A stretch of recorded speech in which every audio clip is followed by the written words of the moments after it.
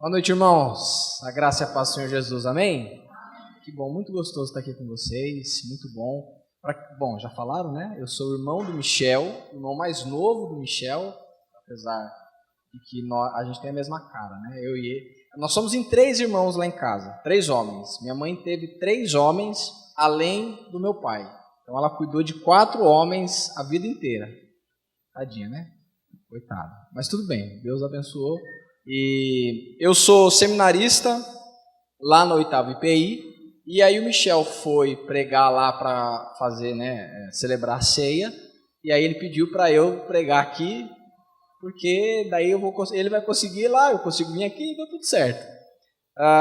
Graças a Deus, ele tem abençoado bastante a nossa vida, tanto eu como ele fomos encaminhados no ministério do Senhor. Assim, por uma ironia do destino, eu fui antes dele, só que eu fui para um outro seminário. E aí, no meio do caminho, ele foi para o seminário da IPI, aí eu voltei e quis fazer o seminário da IPI, e aí eu estou agora atrás dele nessa... Mas não é uma disputa, né? Só que ele ganhou, apesar de não ser. E a gente tem muito orgulho, né? Muita satisfação de poder dizer que o Michel faz parte da nossa família, da nossa casa. Graças a Deus por isso. E hoje ele está lá no 8º, eu estou aqui. E que Deus nos abençoe nessa noite. Amém? Eu queria conversar sobre um texto que ele é muito conhecido, na verdade. Se os irmãos puderem abrir comigo lá em Abacuque, capítulo 2. Eu vou ler só o versículo 4. Mas, se vocês puderem deixar a Bíblia aberta, a gente vai trabalhar todo o livro de Abacuque. Como é um livro curtinho, como é um livro pequeno, a gente vai tentar pelo menos fazer um panorama de todo o livro de Abacuque. E eu queria ler primeiro o versículo 4 do capítulo 2. Escreva, 2 pontos. O ímpio está envaidecido, seus desejos não são bons, mas o justo viverá pela sua fidelidade. Vou ler mais uma vez. Escreva, o ímpio está envaidecido, os seus desejos não são bons, mas o justo viverá pela fidelidade. E eu queria trazer um pouco a reflexão a respeito da ideia de como confiar em Deus durante a tribulação. Como confiar em Deus em meio à tribulação? E eu confesso que às vezes eu fico meio... não é indisposto a palavra, imagina, não chega nem perto de ser indisposto. Eu fico meio contido de pregar num lugar onde tantas pessoas têm muito mais experiência de vida cristã do que eu. Onde tantas pessoas... talvez viveram muito mais possibilidades e muitos de vocês provavelmente poderiam estar aqui e eu deveria estar aí. Mas o Senhor decidiu que a palavra estivesse aqui comigo, mas eu tenho certeza que muitos de vocês ao longo da pregação vão lembrar de histórias, vão lembrar de situações, vão se identificar de alguma maneira com essa palavra e eu espero muito que faça parte, da nossa trajetória cristã, o sucesso de confiar em Deus no meio de uma tribulação. Eu acho que esse é provavelmente um dos maiores desafios da caminhada cristã.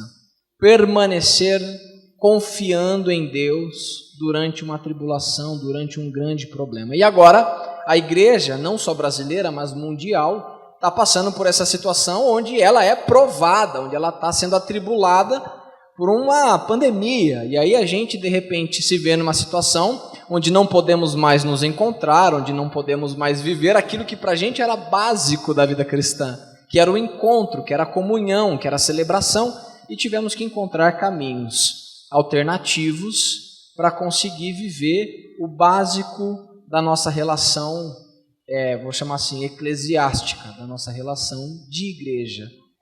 Então a gente está vivendo uma grande tribulação. Porém, viver tribulações não é uma característica somente do nosso tempo. nem somente da nossa geração, muito pelo contrário, faz parte de toda a trajetória da igreja e do povo de Deus. Esse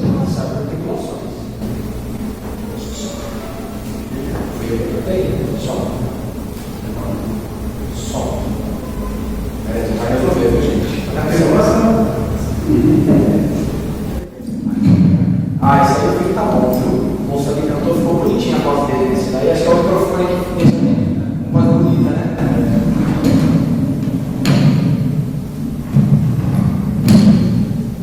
Som. Muito bem. Ó, tá vendo? Ficou bom mesmo. Vou desligar esse aqui. Como eu ia dizendo, faz parte é uma característica clássica, uma característica quase que instantânea do povo de Deus sofrer. É uma característica, faz parte do que é ser povo de Deus. E isso é uma grande provação da nossa fé. E o texto de Abacuque, eu acho ele muito rico nesse quesito, porque Abacuque viveu uma realidade muito difícil. Muito difícil. Ao longo ao longo do livro de Abacuque, a gente vai percebendo algumas características desse momento tão difícil. Mas antes eu queria contar uma história, que depois eu vou trazer ela de novo lá na frente. Eu não sei se vocês têm alguma lembrança do tipo, mas quando eu era pequeno, o meu pai tinha uma brincadeira comigo que a minha mãe não gostava. Ele me pegava pelo braço e me girava no meio da rua. Eu amava aquilo. Porque eu me sentia, livre, parecia que eu estava voando. E o meu pai rodava e ele via que eu gostava e continuava brincando. Minha mãe morria de medo de escapar, nunca escapou, graças a Deus. Hoje eu percebo porque na época eu não entendia, minha mãe... Mas hoje eu percebo que, na verdade, ela estava tendo o mínimo de cuidado. Meu pai, que na verdade era meio irresponsável na história. Mas ele nunca me deixou cair. Então, exatamente por nunca me deixar cair, eu sabia que eu não ia cair. Olha É exatamente porque eu não tinha um histórico de quedas que eu tinha confiança, total confiança. Então eu falava, pai, todo dia, voltando da igreja, a gente morava perto da igreja, então a gente ia a pé. Todo dia que a gente ia para a igreja, a gente estava descendo a rua, eu falava assim, pai, me roda. Ele falava, rodo?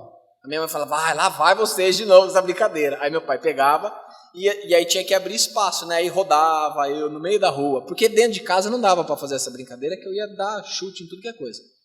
Eu gostava muito disso. E essa é uma referência que eu tenho de confiança hoje.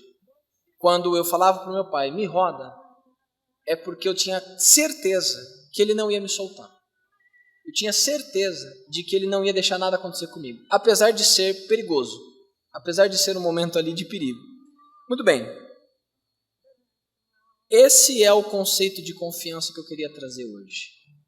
Acreditar que Deus não vai soltar. Acreditar que Deus não vai deixar a gente cair. Acreditar que Deus não vai deixar a gente se machucar.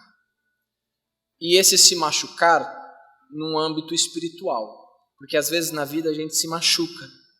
Entende o que eu estou dizendo? Às vezes na vida a gente se machuca mesmo. Seja emocionalmente, seja fisicamente. Às vezes a gente se machuca. Mas espiritualmente, entendendo a trajetória da nossa vida, Deus nunca deixa a gente cair. Deus segura. Às vezes a gente fica doente? Fica. Mas Deus está segurando. Interessante isso, Às vezes a gente está depressivo, mas Deus está lá segurando. Então, essa lógica da confiança, às vezes ela precisa ser muito bem trabalhada, porque a gente acha que Deus largou a mão, a gente acha que Deus soltou. Por que isso está acontecendo comigo? Deus me abandonou? Pois Abacuque, um profeta de Deus, também passou por essa crise. O texto todo de Abacuque, pode voltar eu acho. Isso. O livro de Abacuque, a gente tem 5 pontos importantes. Esse primeiro ponto, que é a primeira queixa de Abacuque. Eu queria ler só esse texto aqui, que é o Abacuque, capítulo 1, versículo 2. Até quando, Senhor, clamarei por socorro, sem que tu ouças? Até quando gritarei a ti violência, sem que tragas salvação?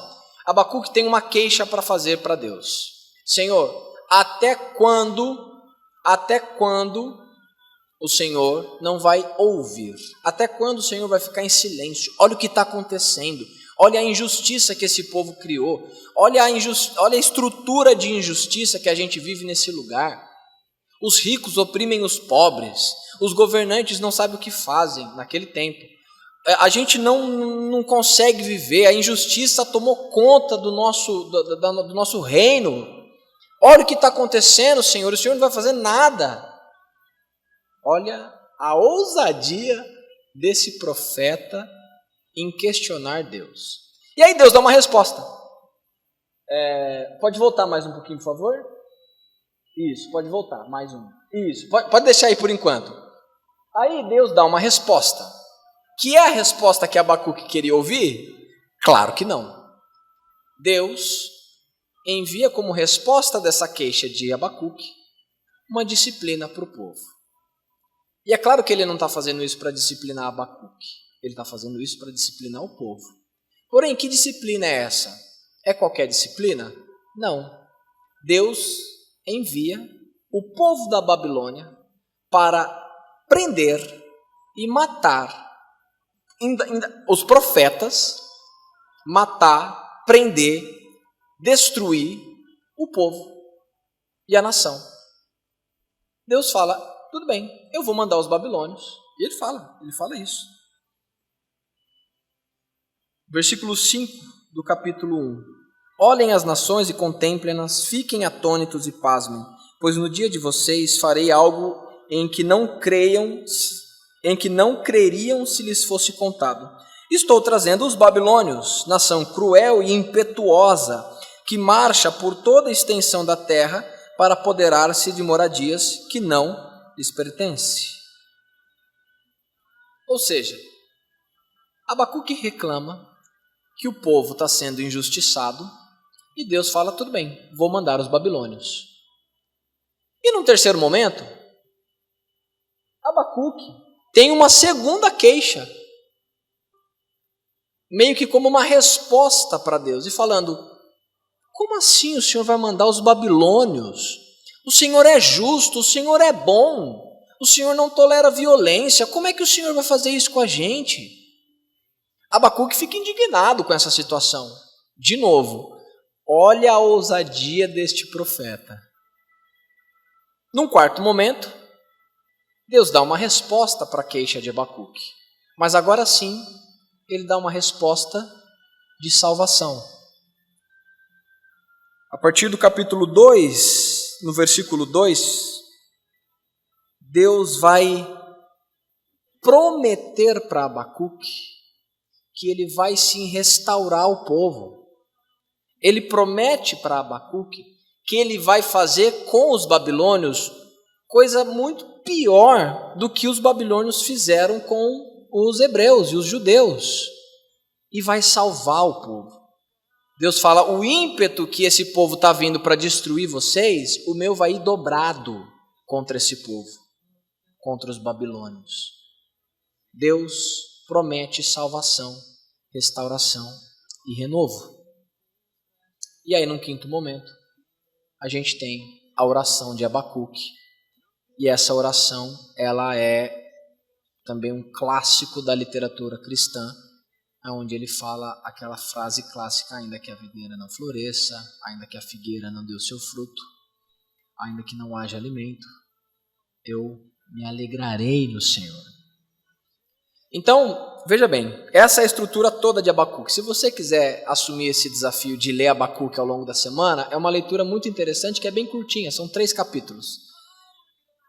E aí sim, eu queria trazer algumas reflexões a respeito de como confiar em Deus de fato. E o primeiro ponto é que nós precisamos confiar que Deus não está surdo a nós. E a gente precisa entender que confiar em Deus é confiar no seu caráter. Veja bem, confiar em Deus é confiar no seu caráter. É natural que muitas vezes nós duvidemos de Deus. É natural. Não se sinta mal. Não se sinta o pior dos pecadores porque um dia você duvidou do caráter de Deus. Faz parte da trajetória. Porque a gente não consegue entender Deus. A gente não consegue entender por que Deus está fazendo o que Ele está fazendo e do jeito que Ele está fazendo. A gente não consegue entender. E por não ser do meu jeito, às vezes a gente tem a impressão de que está errado. Como assim? Às vezes o que a gente está pedindo para Deus, o que a gente está cobrando de Deus é tão óbvio que pra gente, né? Tão óbvio pra gente que parece que Deus está surdo. Parece que Deus está cego. O senhor não está vendo o que está acontecendo aqui? Não é possível. E aí a gente fica indignado. Só que muitas vezes, com medo de cair na blasfêmia, a gente não traz isso para fora, né? O nosso coração está cheio, mas a gente não tem coragem de falar. E aí, é claro, tem um cuidado, eu entendo, mas Deus já conhece o nosso coração. Deus já sabe o que está lá dentro.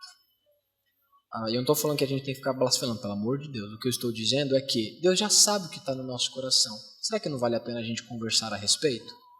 Será que não vale a pena a gente trazer para Deus o que está, né, angustiando o nosso coração? Às vezes basta só uma DR, né, uma discussão de relacionamento de qualidade com Deus para a gente conseguir aliviar aquele peso. Às vezes bastava só isso. Olha só, a gente leu, né, o versículo 2, vamos ler mais uma vez, o versículo 2 do capítulo 1, que diz assim: até quando, Senhor, clamarei por socorro sem que tu ouças? Até quando gritarei a ti violência sem que tragas salvação?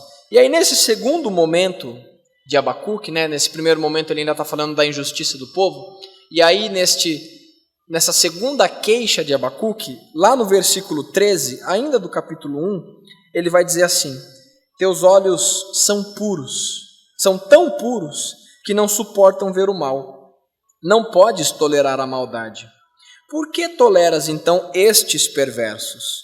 Por que ficas calado enquanto os ímpios engolem os que são mais justos do que eles? Eu vou contar um segredo para os irmãos que tem a ver com a literatura bíblica, que tem a ver com a estrutura. É muito comum no Antigo Testamento a gente ver, no Novo também, a gente vê Deus levantando homens maus para punir o seu povo. E quando eu digo punir, eu quero me livrar dessa imagem de um Deus com raios na mão e que, né? Não é isso. É a disciplina mesmo, é o cuidado, é o zelo. Tem horas que a nossa nação está com um pecado tão grande, mas tão devastador, tão destruidor, que não tem outro jeito a não ser quebrar e construir de novo. Faz parte. E é muita imaturidade da nossa parte não entender isso. É muita imaturidade da nossa parte querer atribuir a Deus qualidades de perversidade, de maldade. Aliás, isso sim é blasfêmia. Quando, na verdade, todas as ações e as atitudes de Deus partem do seu amor e do seu cuidado. Então tem horas, e eu estou falando isso também da igreja, a nível mundial, né?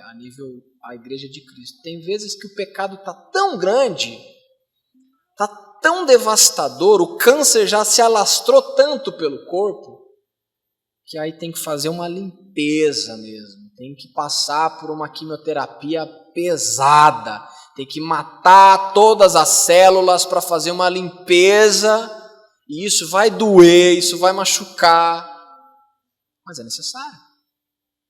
Antes que morra.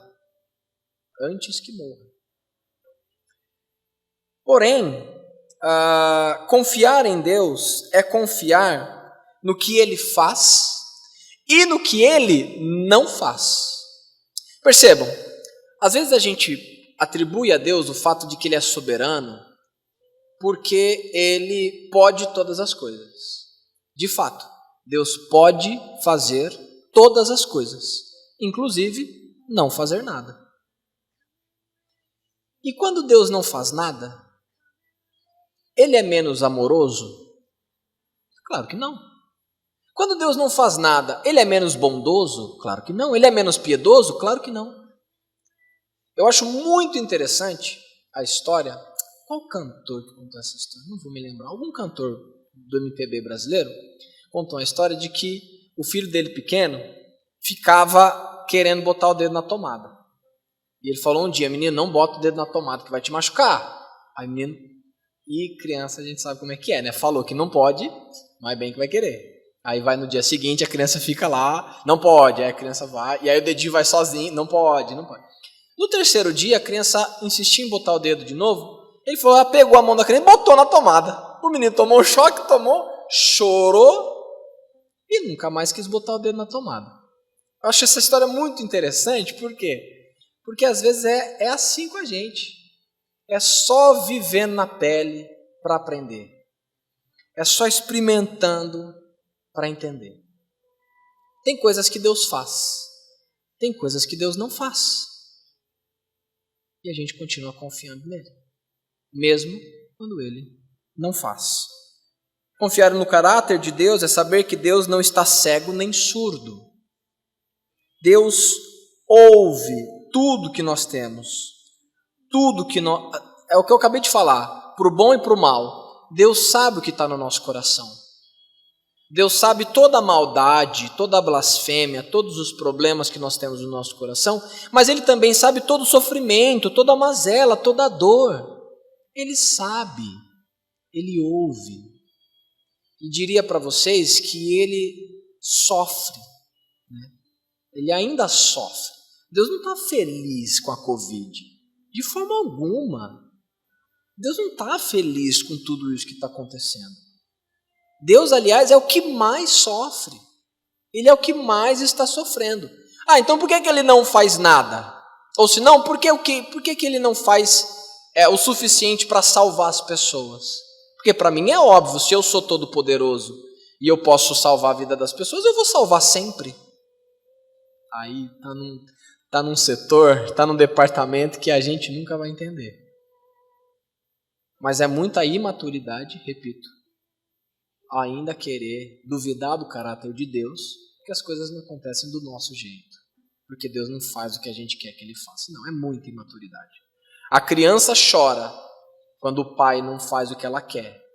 A gente entende e confia. Ainda mais sendo Deus, né? Se fosse qualquer pessoa, aí dá até para a gente desconfiar, mas sendo Deus, como que a gente vai desconfiar? E confiar no caráter de Deus é saber que Deus está sempre pronto e vigilante para resgatar o seu povo. Olha o que está escrito no capítulo 3, desculpa, está errado aqui, tá? Capítulo 3, versículo 13. Saíste para salvar o teu povo, para libertar o teu ungido, esmagaste o líder da nação ímpia, tu o desnudaste da cabeça aos pés. Deus está sempre pronto e vigilante para salvar o seu povo na hora exata. Por que Jesus não voltou? Porque ainda não é tempo.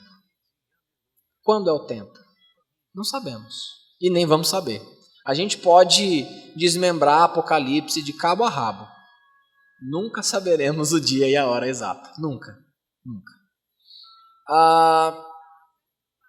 Deus está sempre pronto. Deus está sempre vigilante. Deus não chega atrasado. Deus nunca vai se atrasar para resgatar o seu povo. Ele chega na hora exata.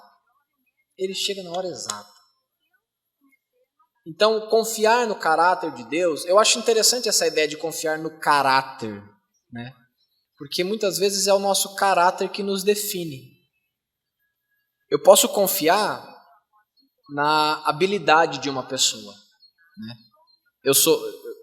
Quando eu era adolescente, eu fiz, até hoje eu faço, né, teatro, e participei muito de coisas de circo e tal, então a gente aprendia muitas habilidades de malabares, de acrobacia, e aí a gente às vezes tinha que fazer o malabares compartilhado, né? Então eram 2 pessoas jogando bolinha umas para as outras. E aí a gente começou a evoluir, a gente começou a fazer o treino de pinos, né, de clave, e depois a gente foi para o facão. E a gente fazia lá o malabares de facão, e depois a gente começou a fazer o malabares de facão um para o outro. Para fazer o malabares de facão um para o outro, você precisava confiar na habilidade do outro. Porque, né, é um facão. Tudo bem, eu vou contar um segredo para vocês. Não tinha fio, né, não era afiado. Mas mesmo assim é um pedaço de metal que se errar aqui machuca, né? E a gente confiava na habilidade. Mas confiar na habilidade é diferente de confiar no caráter. Porque eu vou confiar na habilidade do meu parceiro, mas se eu souber que ele não tem caráter, eu nunca vou confiar um segredo para ele. Eu nunca vou confiar que ele vai, na hora do aperto, me ajudar. Não. Então a gente pode, às vezes a gente confia na habilidade de Deus, na habilidade de curar, na habilidade de, né, restaurar, a gente confia nas habilidades de Deus. Mas a gente ainda tem dificuldade de confiar no caráter, que é quem Deus é, que é simplesmente quem Deus é. Então, essa é uma frase super clássica também. A gente não tem que confiar em Deus pelo que Ele faz, porque Ele faz o que Ele quiser. A gente tem que confiar em quem Ele é. Ele é Deus, Ele é Pai. João vai ousadamente defini-lo como amor. Ele é o próprio amor. Eu amo. Eu sei amar, mas eu não sou amor. Você pode amar, mas você nunca vai ser amor. Só Deus é amor. Só Deus é essencialmente amor. Então, desconfiar do caráter de Deus é um problema. De novo, acontece. Às vezes a gente é muito tentado a desconfiar do caráter de Deus. Mas a gente precisa ter essa DR, ter essa conversa, entender e confiar mesmo. Pois bem, seguindo, confiar é ser fiel. Olha o que vai ser dito no capítulo 2, versículo 4. Escreva, que foi o texto que a gente leu no começo. O ímpio está envaidecido, seus desejos não são bons, mas o justo viverá por sua fidelidade. Olha só que interessante. Lá em Romanos, capítulo 1, versículo 17, Paulo vai citar esse texto, mas ele não cita exatamente desse jeito. Paulo vai dizer que o justo viverá pela fé, mas ele está citando Abacuque. E no texto de Abacuque, a gente acabou de ler que o justo viverá pela fidelidade. Tanto no hebraico como no grego, fé e fidelidade partem da mesma palavra. Tanto na língua qual o profeta escreveu o seu livro, quanto na língua que Paulo vai traduzir, a palavra fé e a palavra fidelidade partem de uma mesma origem. E isso é absurdamente revelador, porque a gente ainda tende a acreditar que a fé é um sentimento, é uma crença e só. Mas não é, biblicamente não é e nunca foi. A gente está falando de Antigo Testamento. A gente não está falando do ano, né, o ano 30, o ano 0. Não, a gente está falando de Antigo Testamento, a gente está falando lá para trás. Nunca foi, fé nunca foi só acreditar. Tiago já deixou claro para a gente, inclusive citando Tiago aí, né, que a fé ela é revelada pelas obras. Tiago 2,18 é quando ele vai falar: você me mostra a sua fé sem obras, que eu mostro a minha fé pelas obras. Então a fé, ela vem acompanhada da nossa vida. Não existe. E a fidelidade é exatamente a fé que nós temos em Jesus, a fé que nós temos no Deus Criador, acompanhada das nossas obras, acompanhada da nossa prática, acompanhada da nossa vida. Isso é fidelidade. Um marido que fala que ama a esposa, mas trai, ele fala uma coisa, ele acredita que ele ama, Mas o que ele faz não tem nada a ver. Isso é fidelidade? Não, nunca foi, nem nunca vai ser. Fidelidade é exatamente o que a gente faz com a nossa fé. O mesmo Tiago vai dizer, você está falando que você acredita em Deus? Tudo bem, até os demônios acreditam e temem, e tremem. Então, se você só acredita, inclusive você acredita que Ele é o Todo-Poderoso, parabéns. Você não está fazendo mais que o papel de... Não o papel, né? Mas você não está acreditando mais do que os demônios acreditam também. Porque eles também sabem que Deus é o Todo-Poderoso. Mas a nossa fidelidade é exatamente a companhia dessa crença que nos faz viver pelo Evangelho de Jesus, que nos faz acreditar. Então, tem gente que, quando passa por um momento de tribulação, precisa parar, precisa se cuidar. Isso é do ser humano, faz parte. Tem gente que precisa dar uma pausa. Agora, quer dizer que tem que parar com tudo que diz respeito à vida cristã? Quer dizer que tem que falar para Deus assim, Senhor, eu acho que eu não quero mais isso para a minha vida? Não. Às vezes a gente até é tentado a acreditar que sim, mas não. Porque a nossa fidelidade não depende do que está acontecendo com a gente. A nossa fidelidade não depende... De novo, vou usar a ilustração. Eu sei que é uma ilustração às vezes perigosa, mas eu vou continuar usando essa ilustração do casamento. Não é porque um cara está sendo muito tentado... Vou colocar a mulher agora, vai. Só porque eu falei do cara, agora vou falar da mulher. Não é porque a mulher está sendo muito tentada no trabalho que quer dizer que ela tem que cair. Entende o que eu estou dizendo? Né? Que não é a situação que nos coloca diante da nossa decisão. Não é o fato de eu estar sofrendo muito que legitima a minha falta de fidelidade. Não é a minha... agora eu vou tentar ser um pouco ousado também. Não é a minha doença, não é a minha situação familiar, não é nada disso que define o que eu faço ou deixo de fazer a respeito de Deus. Não, porque eu sou fiel. Aliás, pelo menos eu estou lutando para ser. E nessa tentativa de fidelidade, não importa o que está acontecendo comigo, porque Deus é sempre Deus, independente de tudo. Eu não sou fiel à circunstância. Eu não sou fiel a Deus quando está tudo bem. Porque senão eu sou fiel ao estar bem. E aí quando eu não estou bem, eu não sou mais fiel? Não tem nada a ver. Então assim, Juninho, está muito difícil viver a realidade da minha família. Eu não faço ideia. Né? Eu sei o que é viver uma realidade ruim, mas eu sei que existem realidades muito piores. Agora, isso nunca vai significar que você tem que se afastar de Deus ou que por algum motivo Ele é o culpado disso tudo. Pelo amor de Deus. Não. Pelo contrário, né? Quando a gente está vivendo um momento de tribulação, mais bem que a gente tem que se aproximar de Deus. Mais bem que a gente tem que ficar próximo, entender qual que é a vontade dEle para aquela realidade. Então, confiar é ser fiel. Se você tiver dúvidas a respeito de o que de fato é confiar em Deus, pensa nisso, é ser fiel, é continuar crendo e continuar fazendo. Às vezes, vou usar uma parábola de Jesus. Jesus vai dizer que um pai chamou um filho para trabalhar e o filho falou assim, não pai, não vou não.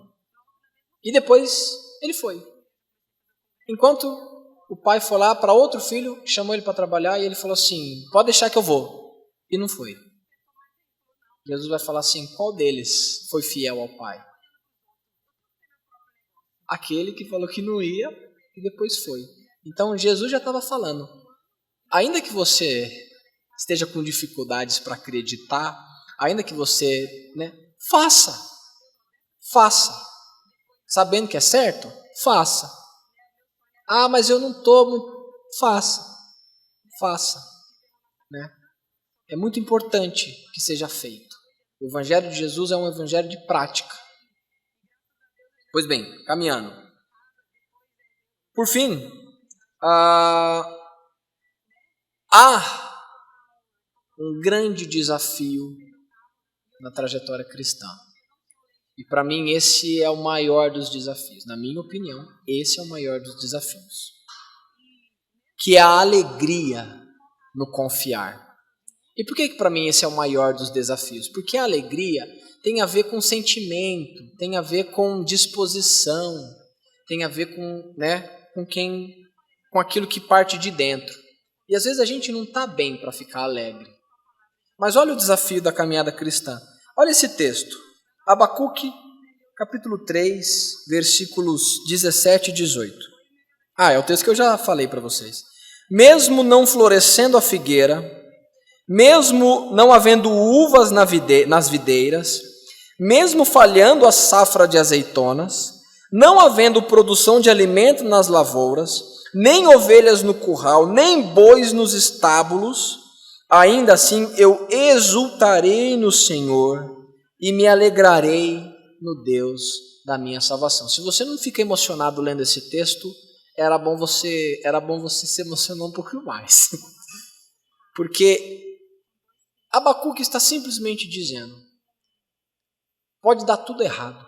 Tudo que pode dar errado. Se tiver tudo dando errado, tudo que pode dar errado está dando errado.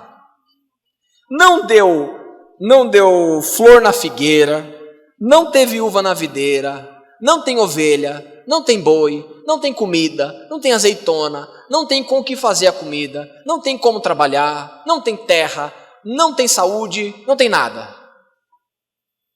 Ainda assim, eu exultarei no Senhor e me alegrarei no Deus da minha salvação. Esse é o desafio da vida cristã. Alegria no confiar é um dos maiores testemunhos da igreja e é a capacidade de se alegrar no sofrimento. É muito interessante quando a gente vê no início da igreja Paulo e outros discípulos que são presos e ou durante a prisão cantam louvores, ou depois de serem açoitados ficam felizes e olha, a gente apanhou por causa de Jesus, isso é muito legal. E aí, se eu estou na rua e eu vejo um rapaz feliz porque foi açoitado, lembrando que açoite não era uma fitinha de couro, não. Eram 3 fitas de couro com um pedaço de osso na ponta e que quando você batia, normalmente ele abraçava você. Então você apanhava 2 vezes, você apanhava do couro e do osso. E às vezes dava na cara, às vezes dava no olho, né? E normalmente quando você era açoitado, você não levava 3 açoitados, você levava 30, 40, 60. Então, eles saíam arrebentados de um açoite, depois de passar um dia na prisão, felizes, porque sofreram por Jesus. Se eu estou na rua e vejo um camarada desse, eu falo assim, meu amigo, vai se internar, você está feliz? O que foi que aconteceu lá nessa... Não era, você não estava na cadeia, você não estava. Não, estava aqui, ó, os açoites aqui. Não, então, vou passar o número do meu terapeuta aqui, pode ir lá nele depois. Porque para o mundo, nós somos um bando de doido. Muito mais quando a gente se alegra no sofrimento. Mateus 5,4, Jesus vai dizer que felizes são os que choram, pois serão consolados. E aí também eu gosto muito das falas de Jesus, porque são a grande maioria paradoxais. O que é um paradoxo? Paradoxos são coisas invertidas, coisas opostas que convivem no mesmo espaço. Então Jesus sempre vai falar que o maior é o menor, que o primeiro é o último e que feliz é o que chora. Feliz é o que chora. Se eu ouço Jesus falando isso, eu falo assim, Jesus, eu acho que você está vivendo em outro mundo. Porque quando uma pessoa está chorando, eu sei que tem gente que chora de alegria, mas o que o Senhor está me dizendo não condiz, não tem nada a ver. Porque feliz mesmo é quem dá risada. Feliz mesmo é quem sorri. Quem chora não está feliz. Pois bem, é claro que a gente conhecendo Jesus, ele está falando de uma realidade espiritual que vai além da compreensão humana, onde nós que sofremos as injustiças desse mundo, nós que vivemos a realidade do Evangelho de Cristo, que lutamos contra um pecado que está dentro da nossa carne, que está fora da gente também, e é uma luta que parece que não tem fim, é todo dia a mesma coisa, todo dia não é um leão só, são 15 leões.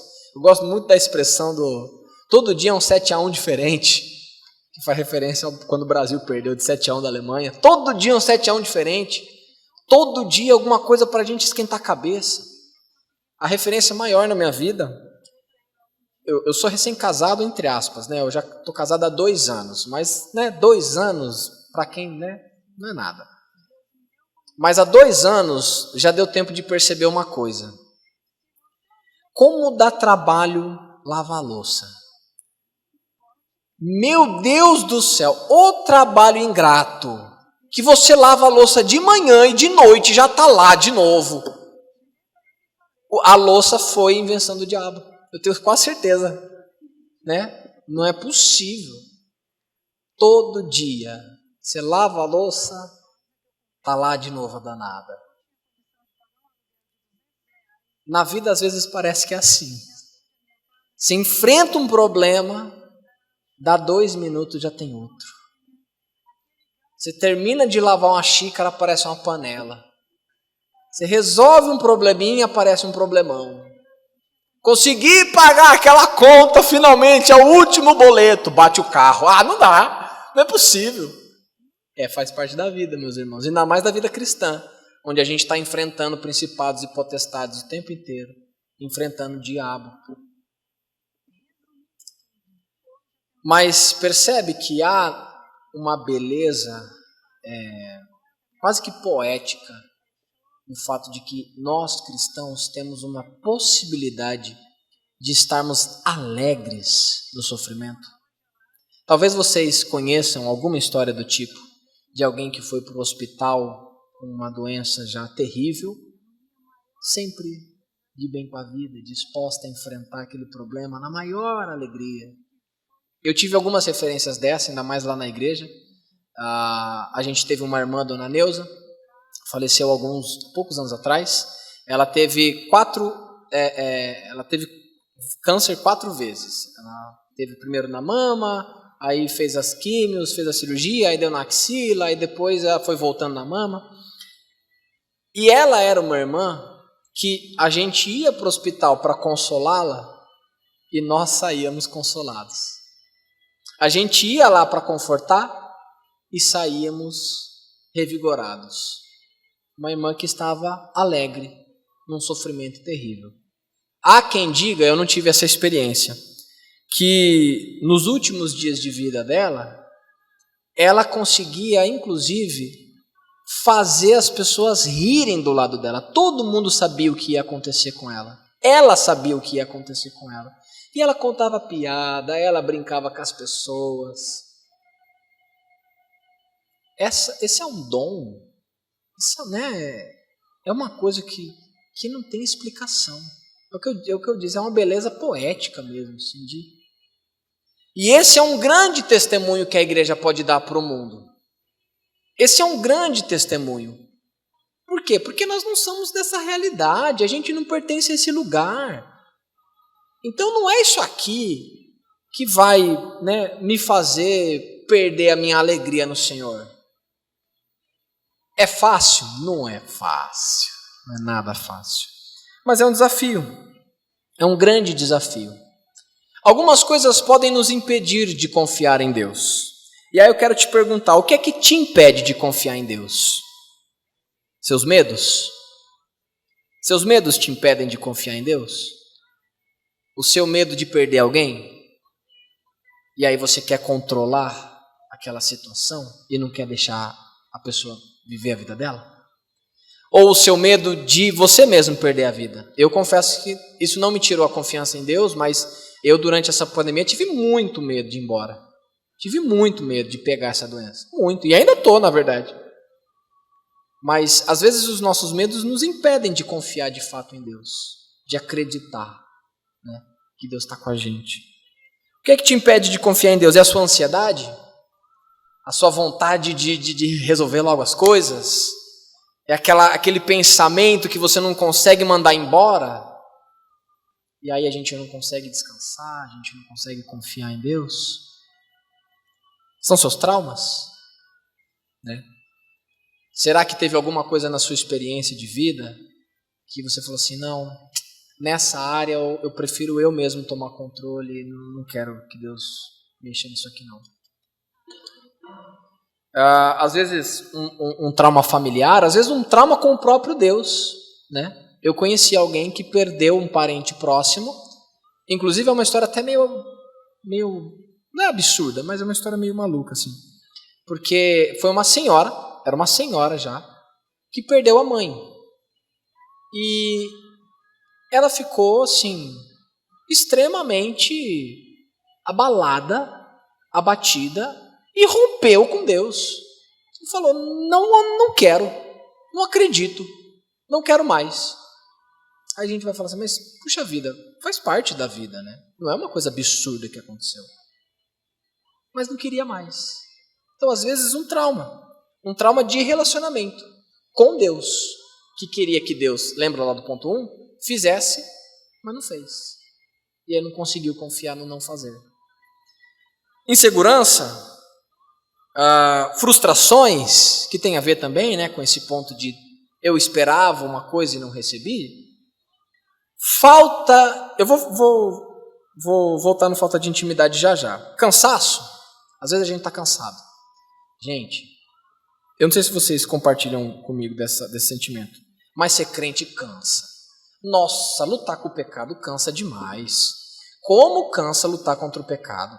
Que a gente já, é o que eu falei, a gente tem, né, os nossos próprios problemas, nossos próprios pecados, nossas próprias tentações, nossas próprias maldades.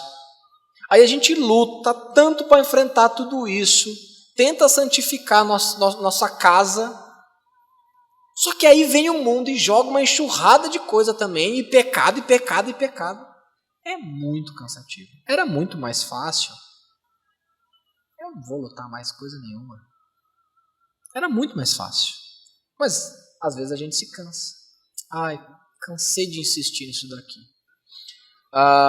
Tem um relato de um amigo mesmo, que ele é um adicto, né? Ele é viciado em álcool.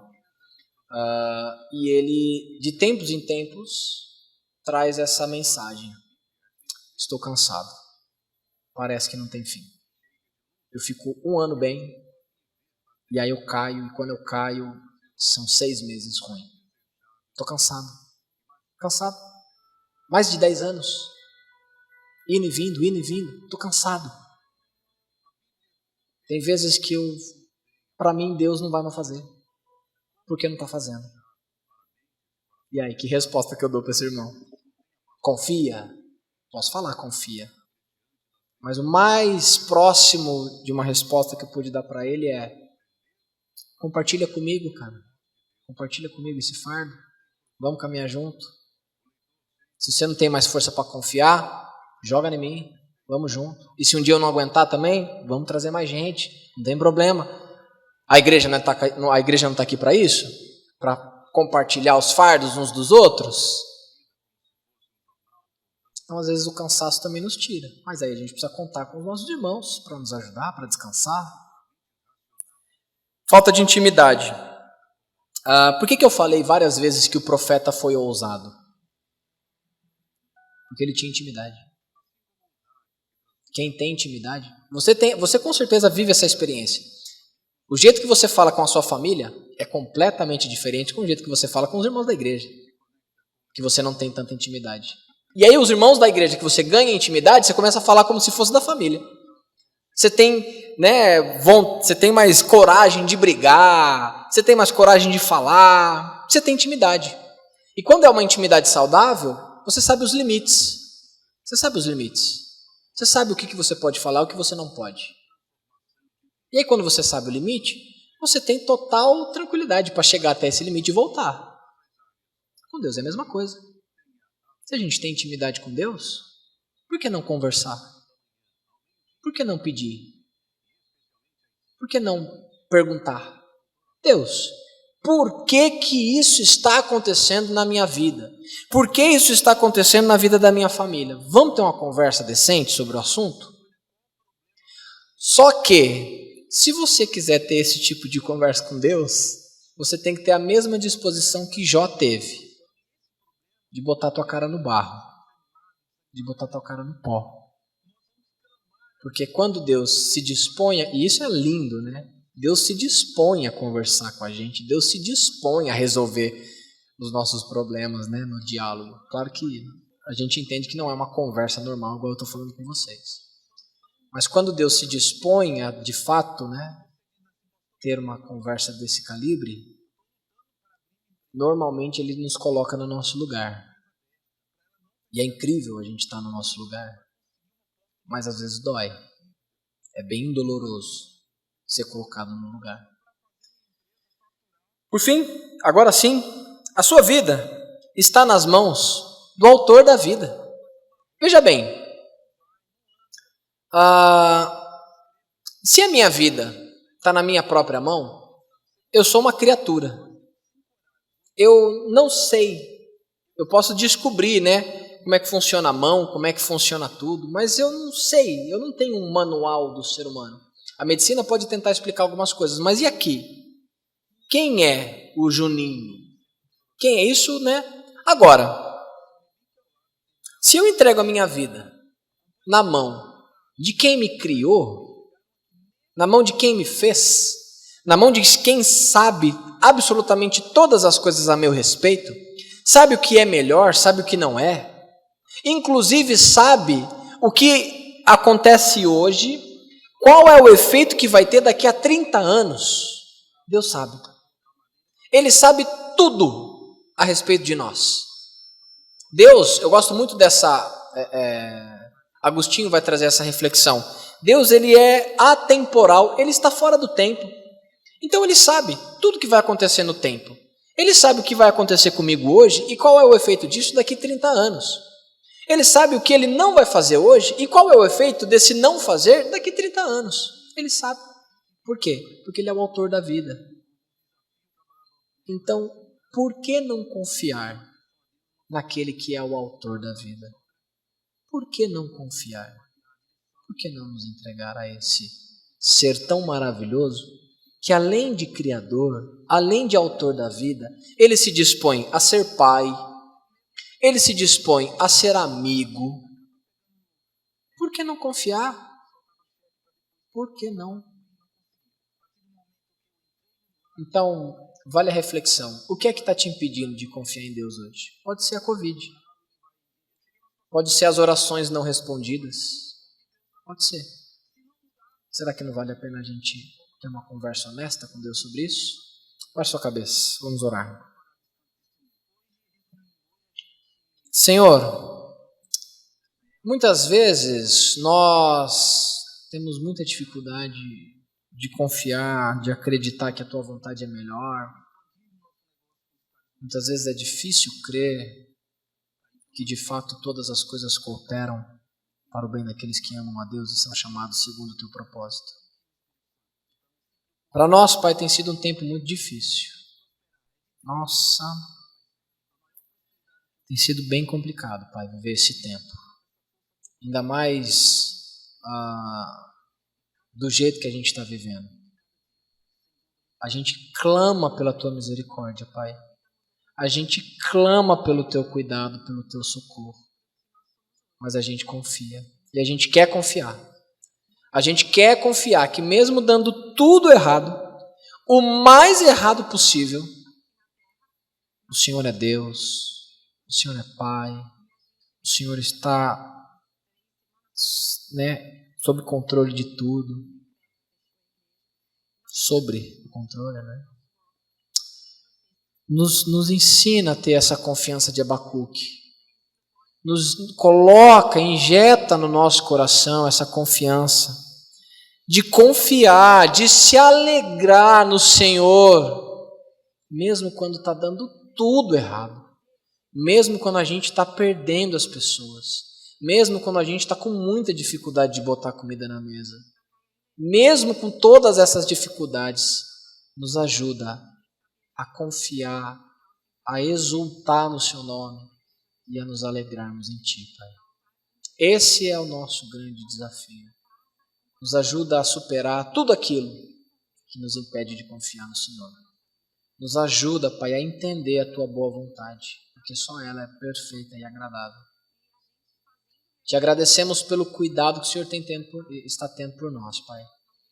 A gente não faz ideia, na verdade, do quanto o Senhor está trabalhando, do quanto os Seus anjos estão nos guardando.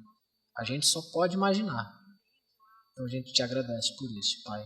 Continua cuidando de nós, continua agindo em nosso favor.